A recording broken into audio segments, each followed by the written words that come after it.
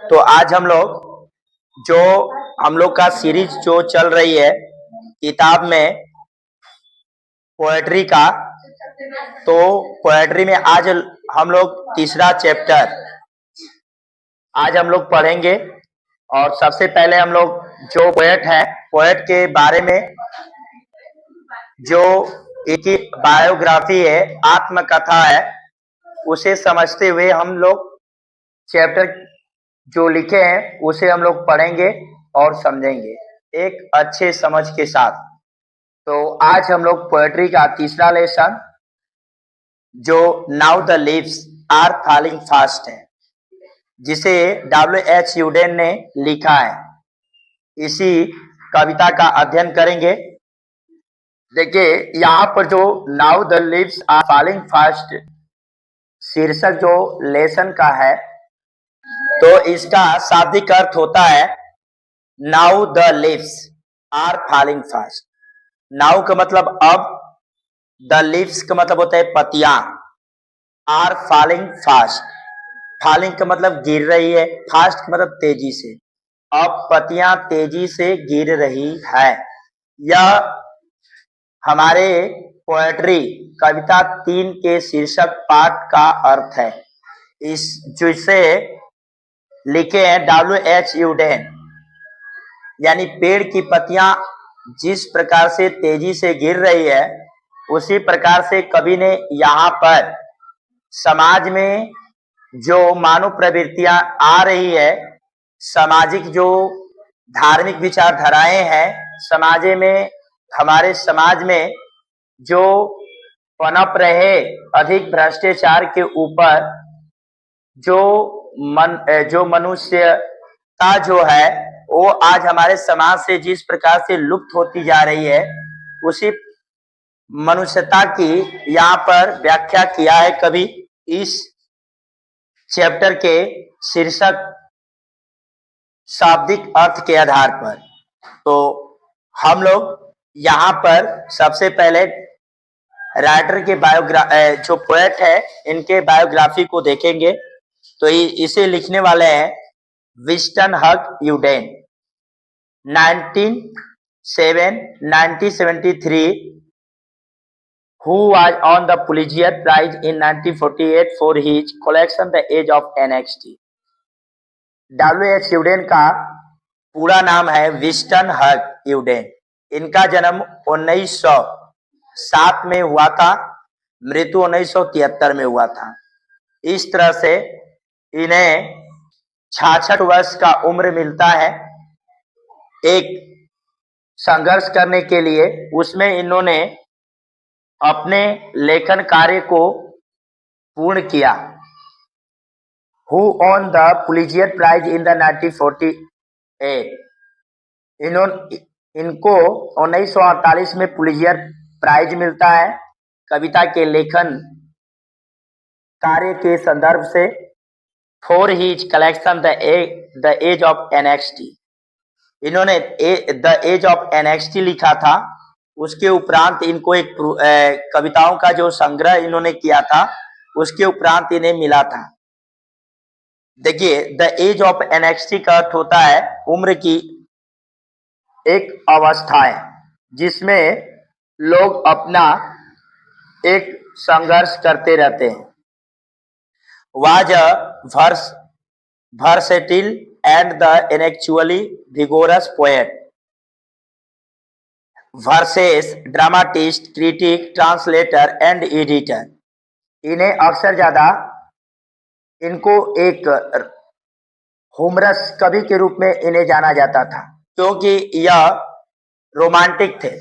यह सब एक मूड में बना करके कोई कार्य को करते थे, हमेशा पॉजिटिव बन करके, जिसमें इन्होंने वर्सेस, ड्रामाटिस्ट यानी छंद, नाटक, क्रिटिक समालोचना और ट्रांसलेटर एंड एडिटर। ट्रांसलेटर का मतलब होता है रूपांतरण, भाषाओं का रूपांतरण, और एडिटर का मतलब संपादक के भी कार्य इन्होंने किया।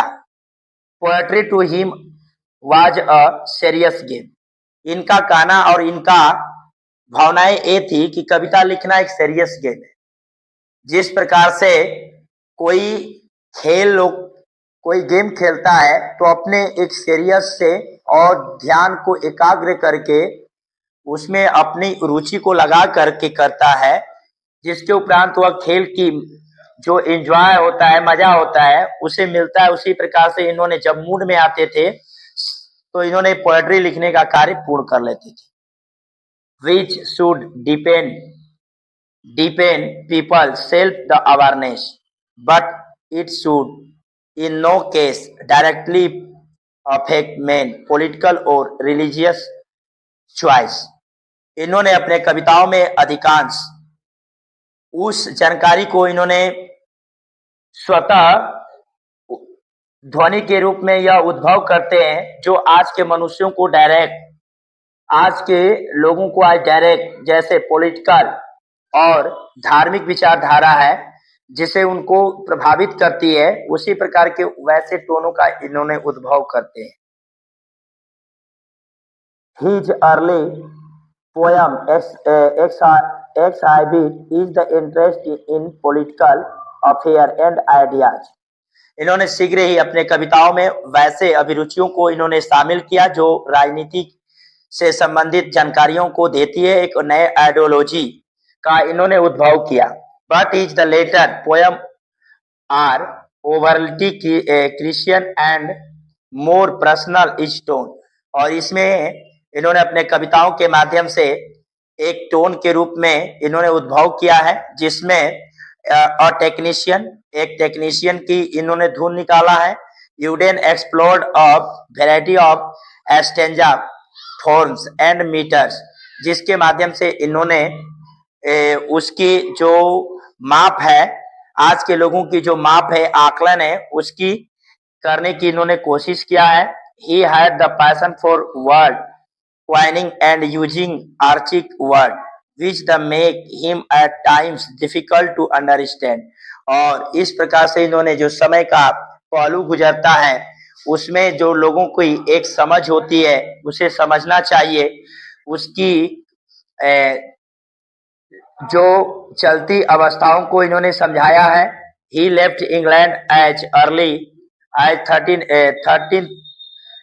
1939 to settle permanently in the United State. इन्होंने यथाशीघ्र ही इन्होंने इंग्लैंड को छोड़ दिया और 1939 में यह सेटल यूनाइटेड स्टेट में हो गए। Auden work is divided into the British and American phase. इस तरह से इन्होंने जो अपने वर्क का यानी जो लिखने का जो काम किया वह दो भागों में बांट दिया। जब तक इन्होंने रहा इंग्लैंड में रहा तब तक इंग्लैंड के लिए लिखा, और जब चले गए अमेरिका में तो अमेरिका के लिए लिखा। इनकी वर्क दो फेजों में बढ़ चुका। The notable work of the English phase are the orator. जब इन्होंने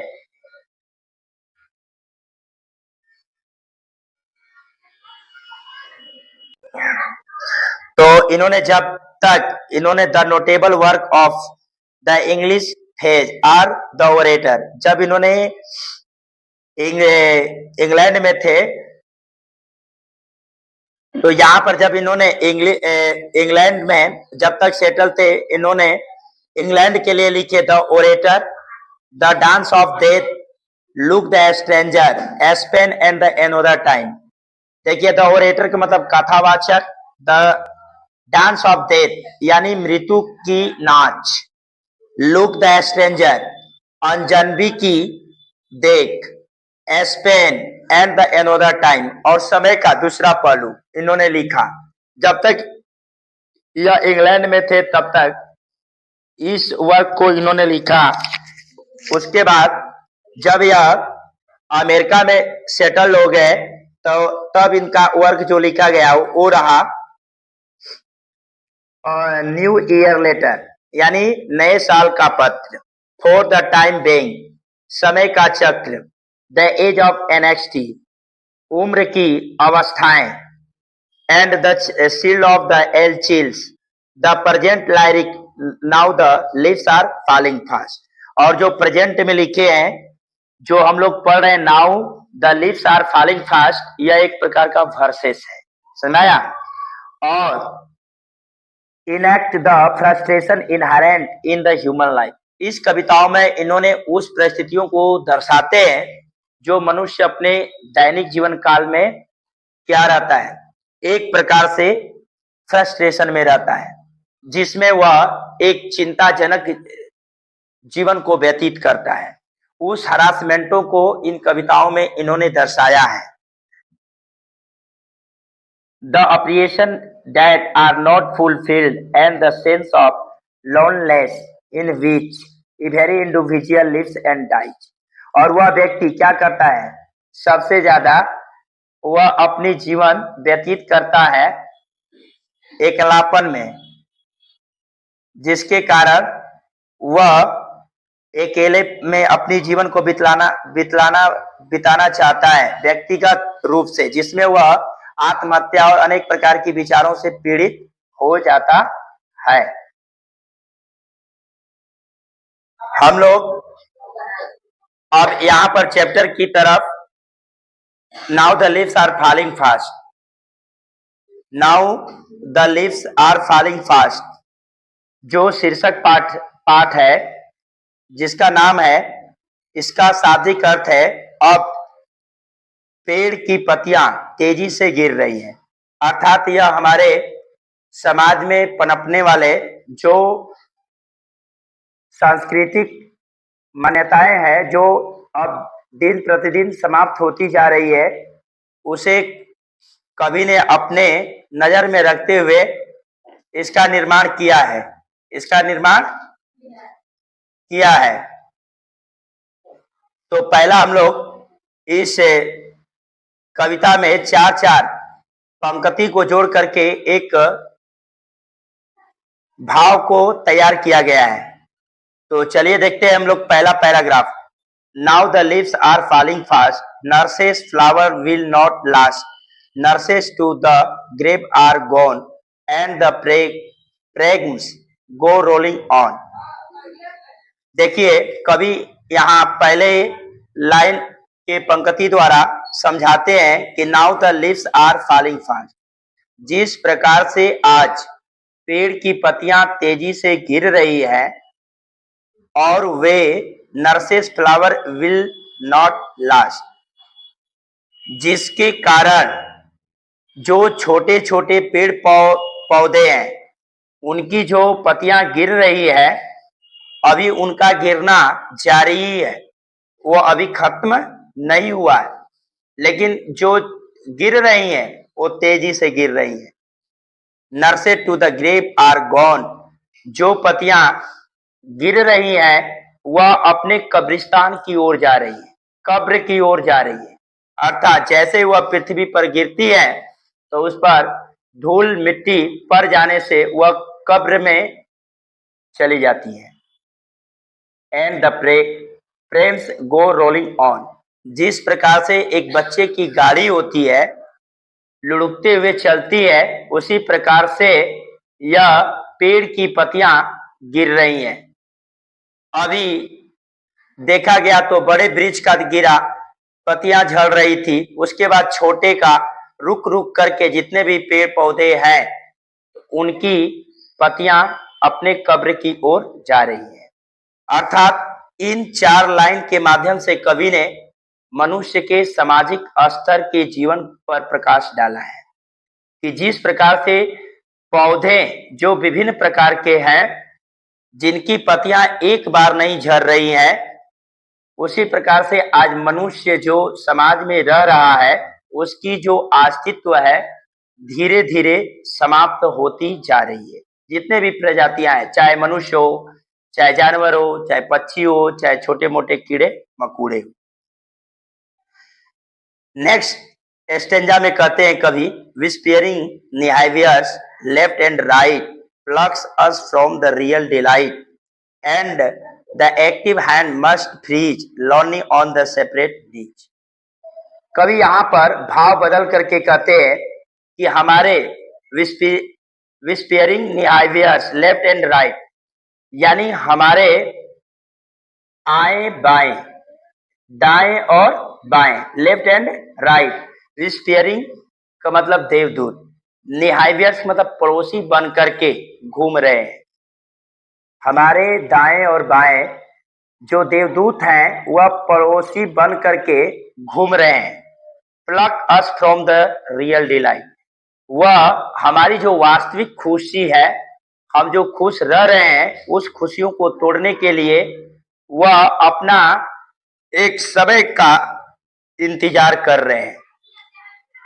and the active hands must freeze lonely on the separate knees, कहते एक दिन जो आज आपका एक्टिव हाथ है जिस पर आप नाच करते हो, जिस पर आप अनेक प्रकार के जिस पर आप अपनी अरमान रखते हो, वह एक दिन फ्रीज हो जाएगा अर्थात निष्क्रिय हो जाएगा, वह कोई काम नहीं करेगा।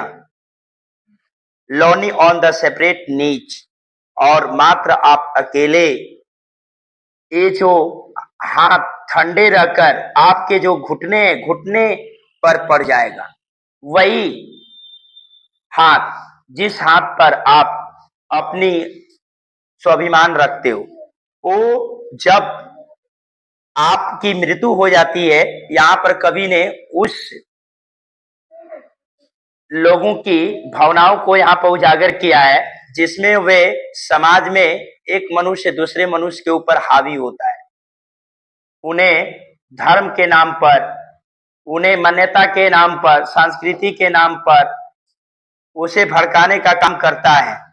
उस मान्यताओं को कवि ने यहाँ समझाने का कोशिश किए हैं कि यह जिस पर वह स्वाभिमान करता है, वह एक दिन जब उसकी मृत्यु हो जाती है, फ्रीज का मतलब यहाँ पर मृत्यु दिखाता है, फ्रीज मतलब ठंडे होना। आपने देखा होगा जब आदमी मर जाता है तो उसके सब बॉडी, शरीर के अंग ठंडे हो जाते हैं और जो जहां पड़ा हुआ है वही वह रह जाता है। अब चाहे कि वह व्यक्ति अपना हम हाथ को उठा ले या इधर से उधर तितर बितर कर दे तो नहीं हो सकता है। जो कल उसी पर वह अपना अनेक प्रकार के जीवन आजीविका को चलाने के लिए भारी से भारी वस्तुओं को उठाता था और उसका प्रयोग करता था, तो एक दिन जब वह उसकी मृत्यु हो जाती है तो वह अकेले पड़ जाता है। तो यहाँ पर कवि ने हमारे सामाजिक स्तर में जो भाईचारे हैं, भाईचारों को बढ़ाने के लिए इस भावनाओं को समझाया है। नेक्स्ट, कवि ने उन यादों को यहाँ पर मुझे याद दिलाने का कोशिश की है जो 1000 वर्ष और प्राचीन सभ्यता में लोगों की स्थिति बनी हुई थी, जिसमें वे लोग जहां पर एक मनुष्य का जब तक जिंदा है तब तक उसका तो वैल्यू रहता था, उसकी बात विचार थी। जब वह मर जाता था तो उसे एक इस कदर से उसे फेंक दिया जाता था जिस कदर से आज आपने कीड़े मकोड़े जानवरों को देखते होंगे। तो कभी यहाँ पर कहते हैं dead in 100 at the back follow wooden in our track, यानी 100 वर्ष यदि पीछे की बात देखा जाए तो हजारों लोग मरे हुए थे और लकड़ियों के जो ट्रैक था उसी पर उनको सुला दिया गया था। आर्म्स रेज स्टेबली टू रिप्रूव, वहां पर वे पड़े हुए थे, उनके आगे पीछे कोई नहीं था।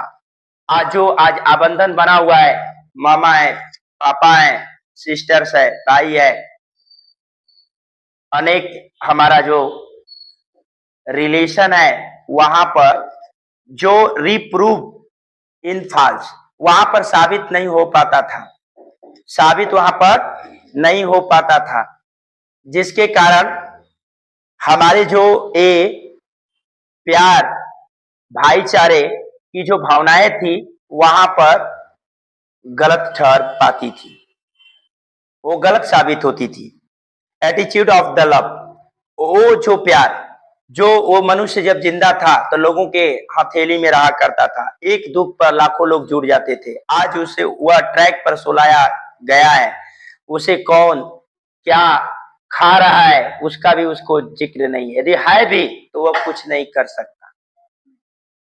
अर्थात आपने देखा होगा कि जब लोग जिंदा रहते हैं तो आज एक व्यक्ति को 10 लोग घेर करके बैठा रहता है और उसे खूब बातें करना चाहता है। जब वही व्यक्ति जब डेथ कर जाता है तो वहां पर एक एक से करीब लोग हैं उसे जुदा हो जाते हैं, कहते भागो नहीं तो भूत आकर के बन करके लगेगा मार। अनेक प्रकार के भाईचारे हैं और जो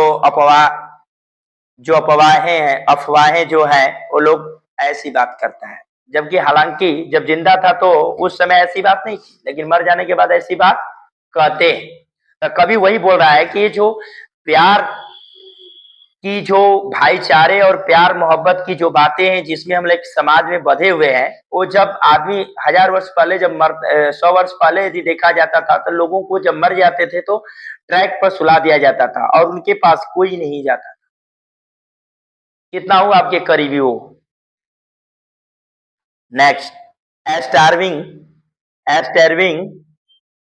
through the leafless wood, trolls run scolding for their food, and their nightingale is dumb, and the angel will not come. कभी कहते हैं कि लोग भूखमरी के कारण जब जंगलों में रहा करते थे तो इधर इधर अत्र तत्र भटकते रहते थे। वो अपने भोजन के लिए इधर उधर आते जाते रहते थे, जिसके कारण वह अपने खाने के चक्कर में वह किसी खाई में, किसी तालाब में या किसी ऐसे खतरनाक जगह पर फंस जाते थे जहां पर कि उनको बचना नामुमकिन था। तो उनके अंतिम समय में जब वह हताश हो जाते थे, वह चाहते थे कि कोई ऐसा व्यक्ति आए और मेरा क्या करे, प्राण का संरक्षण करे। तो वो स्थिति में जब उसकी अंतिम सीमा हो जाती थी और वह हार जाता था तो वहां पर वह ऐसी कामना किया करता था, good impossible ahead, lifts the mountain lovely head, whose white waterfall could bless, traveller in the last distance. उसी प्रकार से लोग क्या करते हैं, जब कुछ ऐसे लोग होते हैं जो कि घूमने के लिए टूर जाने के लिए, जैसे यात्रीगण होते हैं जो इधर उधर घूमने के लिए जंगलों में जाते हैं और कहीं माउंटेन और वाटरफॉल में गिर कर फंस जाते हैं, तो उनके अंतिम समय में वहां पर एक एंजल आती है और उनके प्राणों का संरक्षण करती है। तो यहाँ पर कवि ने उन प्राकृतिक ऊर्जाओं का यहाँ पर वर्णन करते हैं जिसे हमें पारदर्शिता के रूप में समक्ष दिखता है। तो इस शीर्षक पाठ के माध्यम से कवि ने एक भाईचारे और धार्मिक जो क्रियाएं चलती है जो आज हमारे बीच से कैसे समाप्त होती जा रही है उसी का यहाँ पर वर्णन किए हैं और व्याख्या की है।